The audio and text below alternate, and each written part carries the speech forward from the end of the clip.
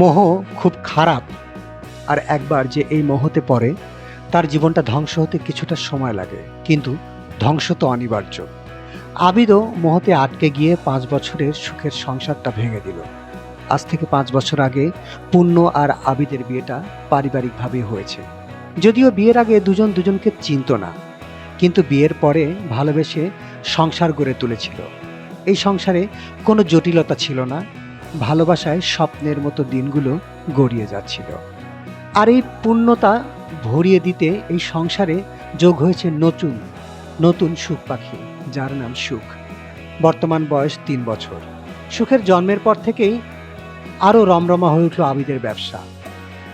আবিদের চোখ দুটো যেন ঘোলাটে হয়ে গেল। সমাজের সোসাইটি আবিদকে টেনে নিল অন্য এক জগতে, যে জগৎ থেকে ধীরে ধীরে হারিয়ে গেল পুণ্য এবং সুখ। কথায় বলে অর্থ নাকি মানুষকে ধ্বংস করে দেয়, আর সেই ধ্বংসকে আমন্ত্রণ জানানো অর্থের সাথে সাথে আবিদও হয়ে গেল মোহগ্রস্ত। মদের নেশা আর মেয়ে মানুষ দুটোই আবিদকে গ্রাস করল। ভেঙে গেল পূর্ণতার সুখের সংসার। এক মুহূর্তে পূর্ণতা হয়ে গেল ডিভোর্সি এবং সিঙ্গেল মাদার। ডিভোর্স পেপারে সাইন করে আবিদ বলে উঠল, জোর করে সংসার করা যায় না, তোমাকে এখন আর আমার ভালো লাগে না, আমি তাই রিনিকে ভালোবেসে বিয়ে করছি। আমার জীবনে ভালো থাকার অধিকার আছে। পূর্ণতা এ কথার কোনো জবাব দিল না। সুখের হাত ধরে সামনের দিকে এগিয়ে গেল। তখন আবারও আবিদ বলে উঠল, আমি তোমাদের সমস্ত খরচ পাঠব, তোমার আর সুখের সমস্যা হবে না। এই কথাটা শোনার পর পূর্ণতার ধৈর্যের বাঁধ ভেঙে গেল।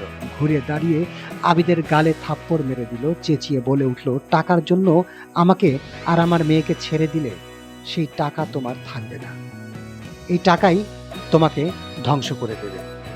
তখন এই নারী ও তোমার সঙ্গে থাকবে না, তোমার কর্মফল তোমাকে ভোগ করতেই হবে। এক নারীর, এক মায়ের আর্তনাদ, তার সন্তানকে তার অধিকার থেকে ছুঁড়ে ফেলে দেওয়ার, বাবার আদর ভালোবাসা থেকে বঞ্চিত করার। আমার সন্তানের জন্য আজ থেকে আমিই সব। আমি জানবো আমার সন্তানের পিতা মারা গেছে, ভুল করেও আমি তোমাকে চিনব না, আশা করি তুমিও আমাকে চিনবে না। পূর্ণতা তার বাবার মায়ের একমাত্র সন্তান ছিল। পূর্ণতার বাবা মায়ের আর্থিক অবস্থা মোটামুটি ভালো, তাই তো সুখকে নিয়ে পূর্ণতা ভেসে যায়নি। সুখকে নিয়ে জীবনটা খুব ভালোভাবেই কেটে যাচ্ছে। এখন সুখের বয়স 6 বছর। সুখকে স্কুলে দিয়ে নিজের অফিসের উদ্দেশ্যে যায়। একটা পরিচিত মুখ সামনে এসে দাঁড়ায়। পূর্ণতা, কেমন আছো? কণ্ঠটা শুনে পূর্ণতা থমকে যায়, কেননা অনেকদিন এই কণ্ঠের মানুষটাকে ভালোবেসে সংসার গড়েছিল। চাইলেই কি এই কণ্ঠ ভোলা যায়? আবিদ, আপনি এখানে কি চাই?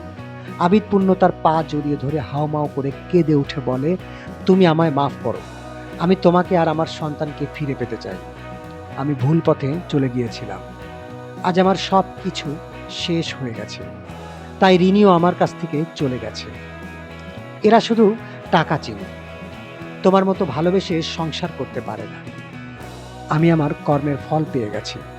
আমি তোমাকে আর আমার সন্তানকে ফিরে পেতে চাই। আমাকে ফিরিয়ে দিও না, আমার ভুলটা ক্ষমা করো। পূর্ণতা মুখ থেকে একটু থুতু ফেলে দিয়ে বলে, এই যে আমি থুতু ফেললাম, এটা কি আবার খেতে পারবো? আবির মাথা নেড়ে না জানায়। তাহলে তুমি কি করে ভাবলে আমি তোমার কাছে ফিরে যাব বা আমার সন্তান তোমার কাছে থাকবে? ভুলের ক্ষমা হয় আর অন্যায়ের শাস্তি হয়। তুমি তোমার মতো থাকো, আমাদের জীবনে তোমার কোনো প্রয়োজন নেই। আমরা মা মেয়েতে ভালোই আছি। তোমরা হচ্ছ বেঈমান, স্বার্থপর, প্রতারক, তাই তোমাদের ক্ষমা করতে নেই। তোমরা নিজেদের ভালো থাকার জন্য সব করতে পারো। আবিদের কোনো কথা বলার মুখ থাকে না। পুণ্য আবিদকে পাশ কাটিয়ে অফিসের ভেতরে চলে যায়। আবিদ শুধু দু চোখ দিয়ে দেখে আর মনে মনে বলে, কর্মফল তো আমাকে ভোগ করতেই হবে। তবে ভেবো না, আমি তোমাদের দুজনের পাশে ছায়ার মতো থাকব। দ্বিতীয়বার আর কোনো ভুল করব না, এটাই হবে আমার কর্মফল।